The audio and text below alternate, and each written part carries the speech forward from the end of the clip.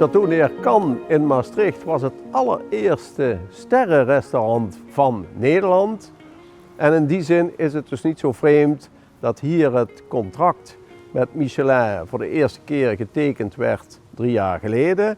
En dat nu ook het nieuwe contract hier weer wordt vastgelegd en gevierd.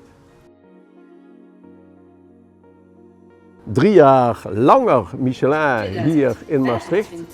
Wat betekent dat voor Limburg en wat is de rol van de provincie Limburg? Ik vind het natuurlijk altijd belangrijk dat Limburg zich op een goede manier kan presenteren. En niet alleen naar buiten toe, maar ook als we dit soort kansen krijgen. Ik denk dat het belangrijk is dat we met elkaar vaststellen dat Michelin, het feit dat we dat 3 jaar geleden hebben aangedurfd met elkaar om de uitreiking van de Michelin-gids vanuit Amsterdam naar Maastricht te halen, een goede zet is geweest. Ja, en laten we ook eerlijk zijn, het is toch een naam die zich ook weer verbindt aan onze regio. En als we dan toch die sterke regio willen zijn, sociaal-economisch, maar ook qua uitstraling, en toch weer een mooie naam kunnen verbinden aan de provincie Limburg, is dit natuurlijk een uitgelezen kans.